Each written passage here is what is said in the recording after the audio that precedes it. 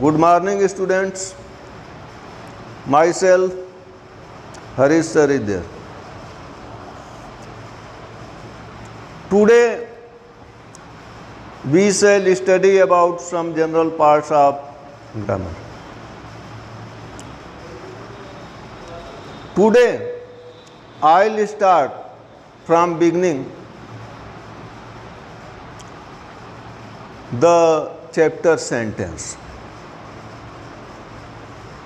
First, you have to know, you have to recall that what is called sentence. As you know that a group of words which make a meaningful sense is called sentence. शब्दों का वह समुच्चय जिसका एक सार्थक अर्थ निकलता हो उसको हम सेंटेंस कहते हैं।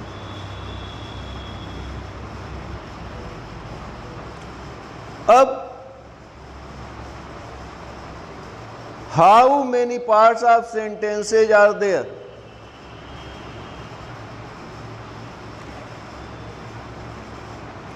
सेंटेंस के कितने भाग होते हैं? तो हम पढ़ चुके हैं, पिछली कक्षाओं में पढ़ चुके हैं कि सेंटेंस के दो भाग होते हैं। पहला भाग सब्जेक्ट कहलाता है and second part is called predicate. The doer of an action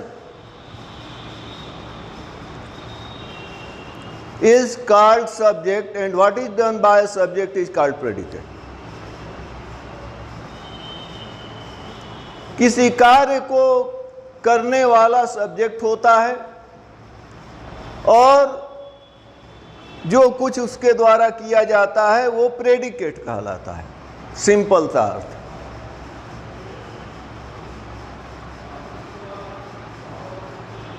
But two types of general sentences are there. First is statement and second comprises an action.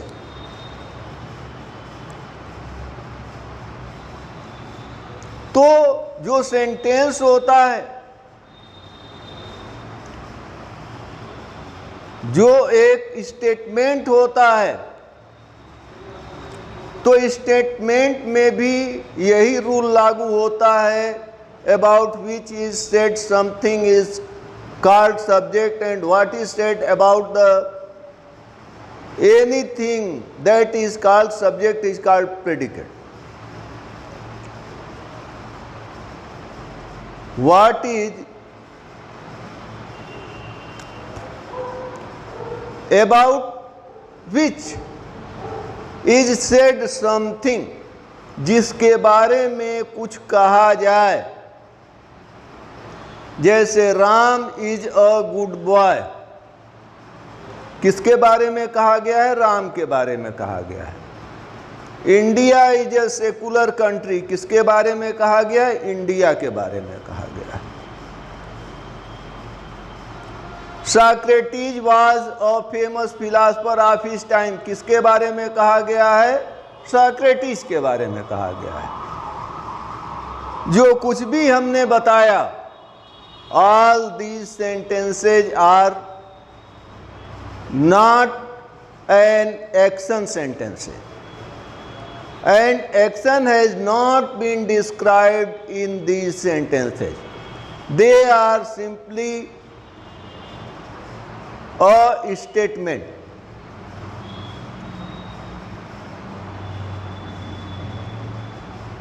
ये मात्र एक कथन है, ये एक एक्शन फुल सेंटेंस नहीं। अगर एक्शन फुल सेंटेंस नहीं है तो first you have to check that about which is said something, and the answer will be subject. And what is said about the subject is called predicate. Now come to the next point. The sentences comprise an action. वे वाक्य जिनमें कोई गतिविधि संलिप्त हो, जिसमें किसी गतिविधि के बारे में वर्णन किया जाए, तो वहां पर क्या होता है? तो डूअर होता है और दूसरा पार्ट व्हाट इज डन होता है। इस दूसरे तरह के सेंटेंस के बारे में जब आप अध्ययन करोगे तो इस निर्णय पर कैसे पहुंचोगे कि what part of the sentence is subject and what is the predicate? Answer is very simple, that doer of an action is subject and what is done by subject is called predicate. अब हम दोनों प्रकार के statement and the sentence comprises an action, दोनों का example दे रहे हैं।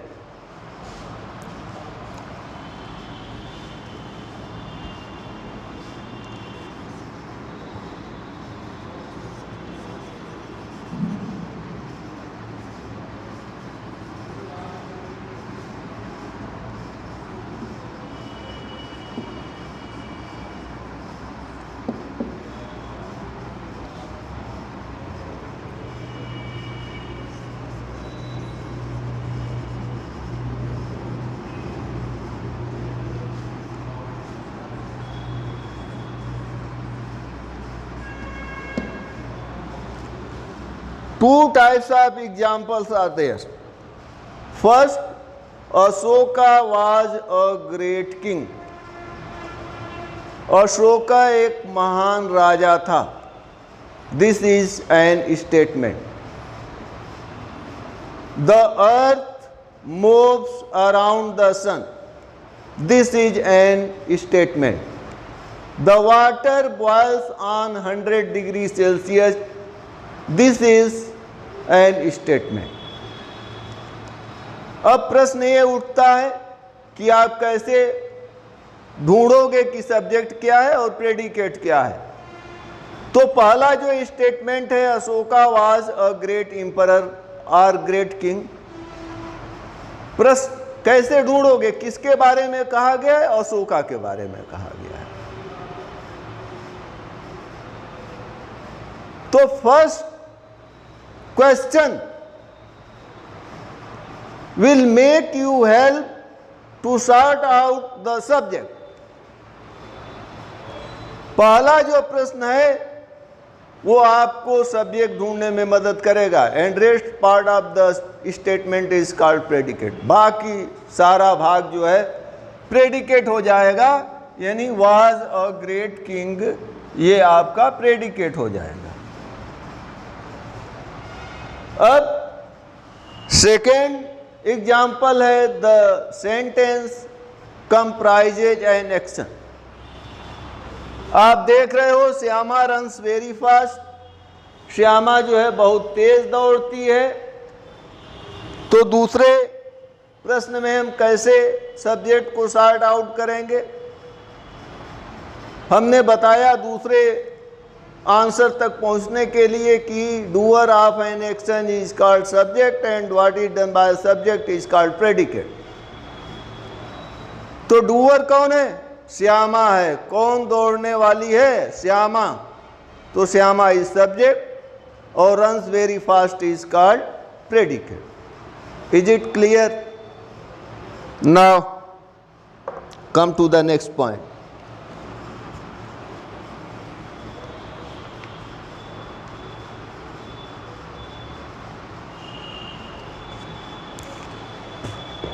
अब आपका दूसरा पार्ट शुरू होता है.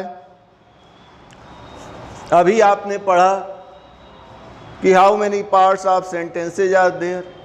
हमने बताया कि 2 parts of sentences are there, first is called subject and second is called predicate. अब दूसरा प्रश्न यह आता है कि how many kinds of sentences are there. वाक्य के कितने प्रकार होते हैं? जो भी आप वाक्य बोलते हो वो विभिन्न प्रकार का वाक्य होता है।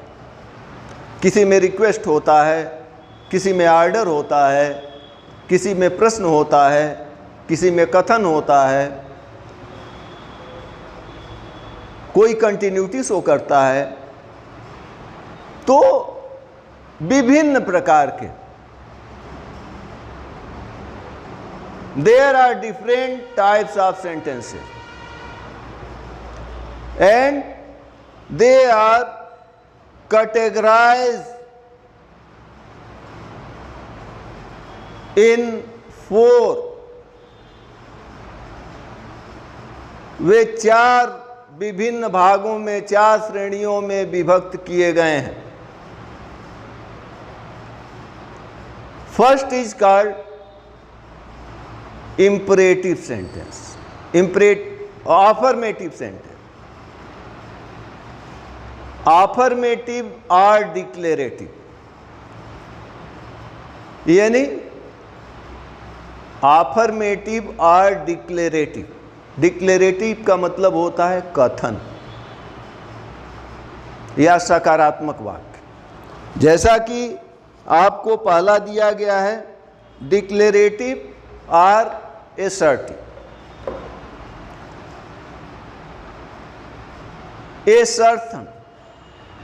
एसर्शन में पहले आप समझ लो कि एसर्शन का मतलब क्या होता है। What is the meaning of assertion? Assertion का मतलब होता है स्वीकारोक्ति। तो एसर्शन में भी अफर्मेटिव और निगेटिव 2 प्रकार का हो सकता है। यह अफर्मेटिव भी हो सकता है, निगेटिव भी हो सकता है। जैसे I tell a lie, I don't tell a lie, दोनों एसर्टिव है। अभी हमने बताया कि water boil on 100 degree Celsius, ये स्टेटमेंट है, तो ये भी डिक्लेरेटिव हो गया। आई डोंट टेल अ लाई, ये भी एसर्टिव हो गया। और आई टेल अ लाई, ये भी एसर्टिव हो गया। यानी ऑल काइंड्स ऑफ स्टेटमेंट और assertion is called declarative और assertive sentence। सभी प्रकार की स्वीकारोक्ति या कथन इस कैटेगरीज में आते हैं।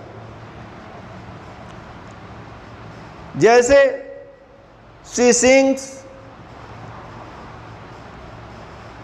a melodious song, her voice is very rough। ये क्या है? ये assertive है। I am appearing in the examination, I am going to Agra, I am preparing for my examination। ये सारा का सारा जो है एसर्टिव। दूसरा जो पार्ट आता है वो है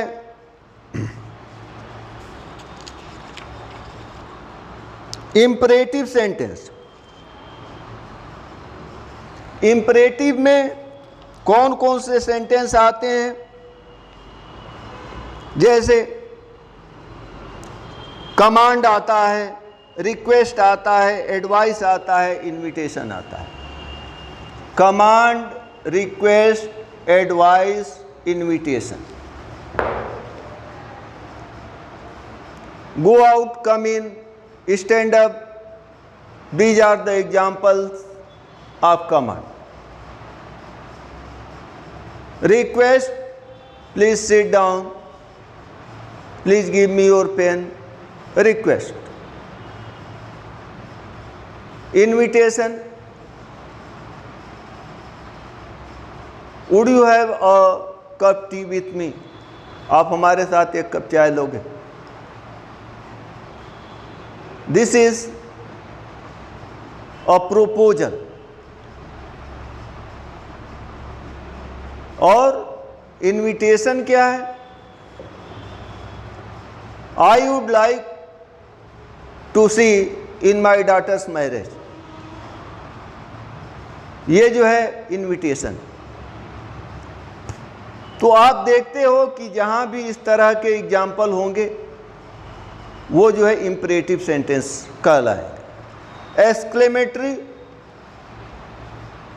एक्सक्लेमेशन का अर्थ होता है विस्मय, आश्चर्य। तो जहाँ पर आश्चर्य या विस्मय हो वहाँ पर एक्सक्लेमेटरी सेंटेंस होता है। जैसे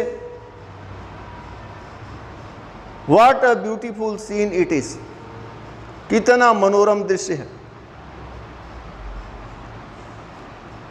how long snake is there, कितना लंबा सांप है। हाउ टेरिबल एनिमल इज, कितना भयानक जानवर है। हाउ फ्राइटेनिंग नाइट वाज, कितनी डरावनी रात थी। ये जो है विस्मय है। विस्मय क्या होता है? Apex point of astonishment is called exclamation. अचानक अगर जो है आश्चर्य की पराकाष्ठा हो जाए तो वो एक्सक्लेमेशन। जैसे सीजर जो है, जूलियस सीजर जो ड्रामा है, जब ब्रूटस उसके ऊपर वार करता है जो कि उसका अभिन्न फ्रेंड है, अभिन्न मित्र है, तो ब्रूटस के मुंह से अचानक निकलता है ब्रूटस यूटे। अरे ब्रूटस, तुम भी, तुमसे तो ये अपेक्षा नहीं थी कि तुम मेरे ऊपर चाकू से प्रहार करोगे। This is this is an apex state of astonishment. Therefore it is exclamatory sentence. अब come to the next point, optative sentence. Optative expresses prayer, wish और डिजायर। प्रेयर, विश और डिजायर।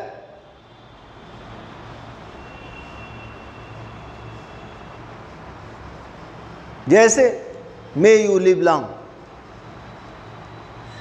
भगवान आपको लंबी उम्र दे, आप दीर्घायु हो।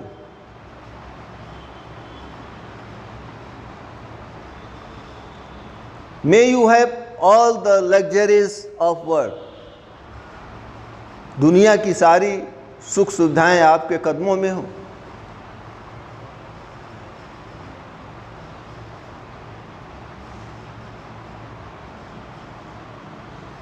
ये सब चीज़ें जो हैं, जो भी प्रेयर हैं या जो विशेज हैं,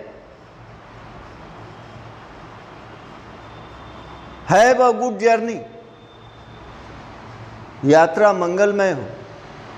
ये सब चीज़ें जो है क्या है, जिस प्रकार के सारे सेंटेंसेज ऑप्टेटिव सेंटेंस के अंतर्गत आते हैं।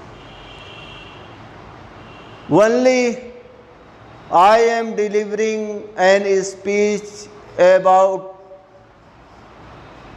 The important chapter of grammar so that you may recall in your mind that what may be the use of all these what I am teaching today in use of editing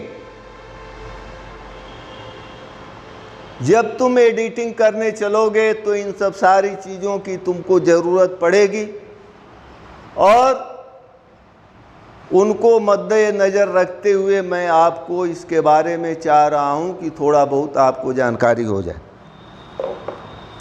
now come to the next chapter verb. अब आप अगले chapter verb के बारे में पढ़ोगे। आप जानते हो कि किसी भी सेंटेंस में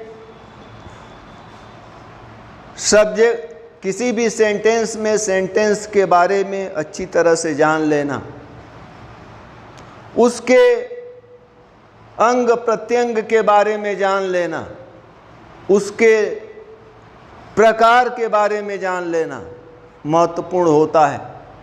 उसी प्रकार से उतना ही महत्वपूर्ण उस सेंटेंस में प्रयुक्त हुई क्रिया के बारे में भी होता है। जैसा कि आपको डेफिनेशन में बताया गया होगा कि all the action words are called verb. गतिविधि से संबंधित जितने भी शब्द होते हैं वे क्रिया के अंतर्गत आते हैं। लेकिन how many kinds of verb are there? Verb के कितने प्रकार होते हैं, इसको जानने के लिए हम इस रेखा चित्र की मदद ले सकते हैं।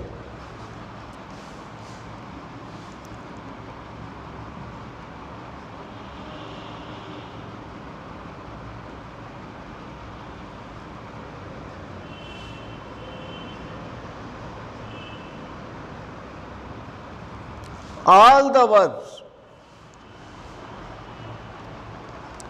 कहा गया है कि all verbs can be divided in two parts,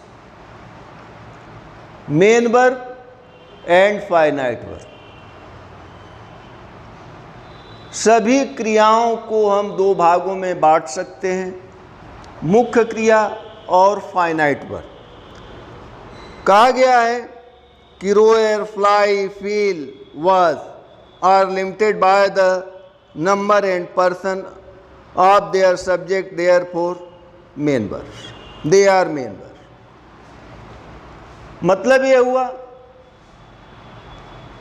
कि those verbs which may be limited by number and person, those verbs which can be limited by the number and person of their subject, जो क्रियाएं अपने subject के number या person के द्वारा संचालित होती हैं उनको हम मेन वर्ब कहा जाता है।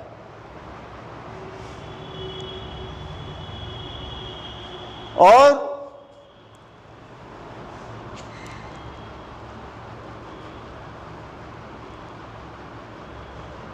मेन वर्ब को ही हम फाइनाइट वर्ब भी बोलते हैं। जो मुख्य क्रिया होती है वही फाइनाइट वर्ब होती है। आगे चल करके आप देखोगे कि two parts of verb are there, finite and infinite. अब आप देखोगे कि all verbs in English except the 24 helping verbs are main verbs. 24 helping verbs which are called auxiliary verbs are the following.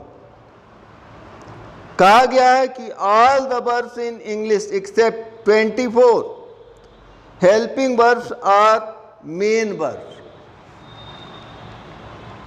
24 सहायक क्रियाओं को छोड़ करके 24 सहायक क्रियाओं को छोड़ करके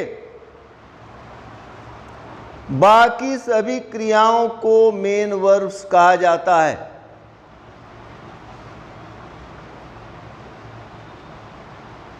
यानी verb can be divided in two parts, auxiliaries and main verb. Helping verb को ही हम ऑक्सिलरीज वर्ब कहते हैं। जैसे ऑक्सिलरीज क्या क्या होती हैं? इज है, एम है, आर है, विल है, सेल है, वाज है, वर है, हैव है, हैड है, ये सब सारी जो है ऑक्सिलरीज वर्ब। और रन है, रीड है, फ्लाई है, ईट है, ड्रिंक है, ये सब क्या है? Main verbs. यानी आपने देखा कि two parts of verb are there, first helping verb, second main verb. तो हेल्पिंग वर्ब में ऑक्सिलरीज आ गई और उसको छोड़ करके बाकी क्रियाएं जो है मेन वर्ब में आ गई। अब ऑक्सिलरीज को समझने के लिए हम क्या करेंगे कि कुछ ऑक्सिलरीज जो होती हैं प्राइमरी ऑक्सिलरीज होती हैं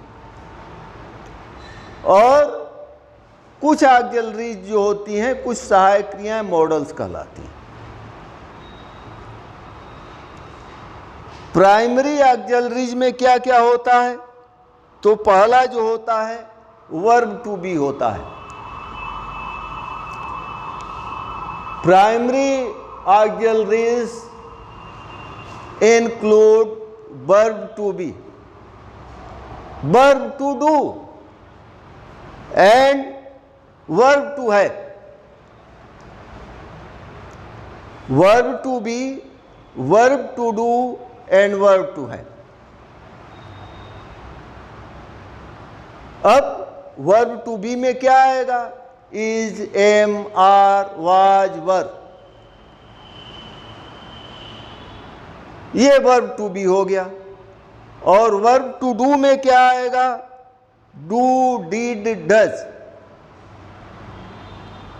आप जो है हमने बताया कि all the auxiliaries may be divided in two parts, first is called primary and second is called models.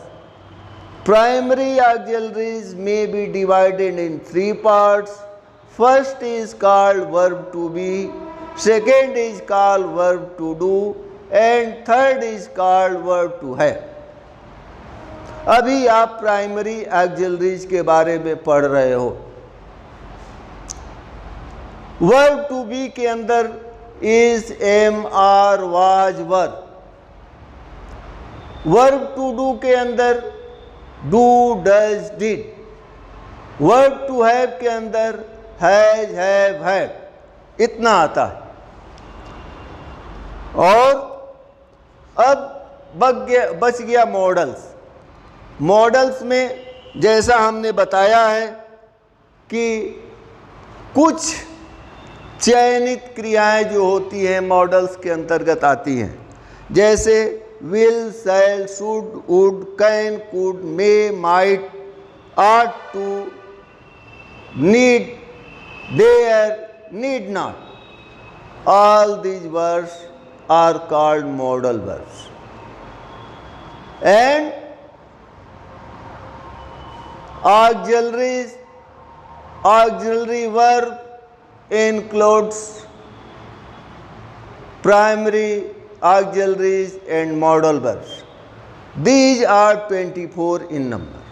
ये कुल मिलाकर के verb to be, verb to do, verb to have and modal verb सारी क्रियाएं मिलकर के संख्या में 24 हैं। 24 क्रियाओं को सेट असाइड कर दोगे, दूर कर दोगे, तो बाकी जो क्रियाएं होती हैं